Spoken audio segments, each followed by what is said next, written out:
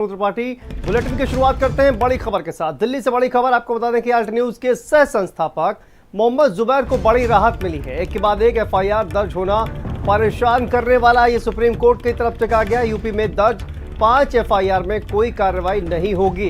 तो देखिए बड़ी राहत मिली है मोहम्मद जुबैर को। सुप्रीम कोर्ट ने जुबैर की याचिका पर नोटिस जारी किया है। सुप्रीम कोर्ट में मामले में 20 जुलाई को सुनवाई होगी और 5 मामलों में आगे की कार्रवाई पर सुप्रीम कोर्ट ने रोक लगा दी है।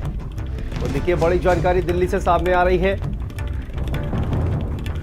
और इस पूरे मामले में अब 20 जुलाई को सुनवाई होगी। 5 मामलों में कार्रवाई पर फिलहाल सुप्रीम कोर्ट ने रोक लगा दी है। एक के बाद एक एफआईआर दर्ज होना परेशान करने वाला है। सुप्रीम कोर्ट की तरफ से कहा गया यूपी में दर्ज 5 एफआईआर में कोई कार्रवाई नहीं होगी और सुप्रीम कोर्ट ने जुबैर की याचिका पर नोटिस जारी किया है।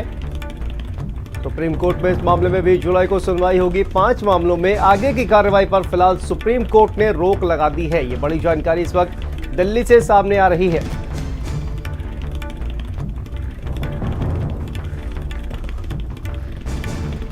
और इसी खबर पर हमारे साथ संवाददाता अवैस उस्मानी दिल्ली से हमारे साथ जुड़ गए हैं। अवैस, क्या जानकारी आ रही है? ये मोहम्मद जुबैर को कहा जाए कि एक बहुत बड़ी राहत है जिस तरह से सुप्रीम कोर्ट ने 5 एफआईआर में कोई कार्यवाही अब नहीं होगी, ये फैसला एक तरह से सुनाया है। बिल्कुल साफ तौर पे आल्ट न्यूज के संस्थापक मोहम्मद जुबैर के लिए सुप्रीम कोर्ट से एक बड़ी राहत जो है वो मिली है। उत्तर प्रदेश में 6 एफआईआर जो है अब तक दर्ज हुई थी। सीतापुर के मामले में सुप्रीम कोर्ट ने पहले ही राहत जो है जुबैर को दिया था और अब जुबैर ने एक नई याचिका दाखिल की थी और कहा था कि उत्तर प्रदेश में लगातार एक के बाद एक एफआईआर दर्ज हो रही है। इन एफआईआरों को रद्द किया जाए। जो एसआईटी बनाई गई है उसको ऊपर भी संवैधानिक वैधता के ऊपर सवाल उठाया था। सुप्रीम कोर्ट ने जुबैर की याचिका के ऊपर नोटिस जारी किया उत्तर प्रदेश सरकार को। साथ में ही ये कहा है कि जो अन्य 5 एफआईआर दर्ज हैं उनमें सुप्रीम कोर्ट के आदेश के बिना आगे किसी भी तरह की कोई कार्रवाई ना की जाए।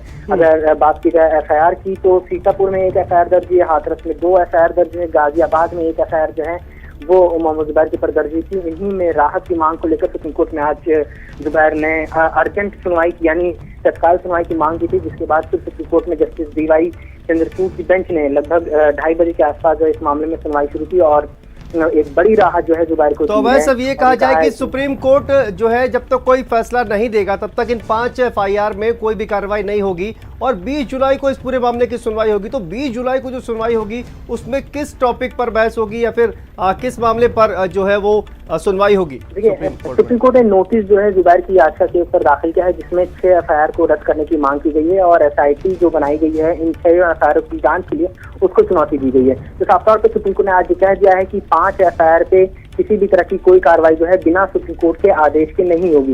यानी जुबैर को 6 जो मामले दर्ज हैं, क्योंकि एक मामले पहले ही सुप्रीम कोर्ट राहत दे चुका है। अब इस मामले में उत्तर प्रदेश सरकार जवाब दाखिल करेगी क्योंकि नोटिस भी इशू हुआ है। 20 तारीख से पहले उत्तर प्रदेश सरकार अपना जवाब दाखिल करेगी और 20 तारीख को सुप्रीम कोर्ट में इस मामले में सुनवाई होगी और तब सुप्रीम कोर्ट ये तय करेगा कि क्या जो 6 एफआईआर उत्तर प्रदेश में दर्ज हुई हैं उनको रद्द किया जाए या ना रद्द किया जाए, या जो एसआईटी बनाई गई है वो कितनी संवैधानिक है, उसकी संवैधानिक वैधता को भी चुनौती जो है वो दी थी जुबैर ने, तो उसके ऊपर भी सुप्रीम कोर्ट विचार करेगा। फिलहाल अगर बात की जाए आज की तारीख में कि जुबैर को हाथरस की कोर्ट में भी पेश होना था और ये बात वृंदा ग्रोवर जो जुबैर के वकील थी उनकी तरफ से कहा गया कि जुबैर को हाथरस कोर्ट में सीजेएम कोर्ट में पेश करना है, उसकी जान को खतरा है। लगातार ये कहा जा रहा है कि अगर कोई उसके ऊपर एफआईआर दर्ज कराता है या उसको मारता है तो उसके ऊपर इनाम भी दिया जाएगा। और एक वीडियो जो है वो तो कहीं ना कहीं ये कहा जा सकता है कि जो बड़ी राहत है वो जुबैर को फिलहाल मिली है। बहुत बहुत शुक्रिया अवैस इस तमाम जानकारी के लिए।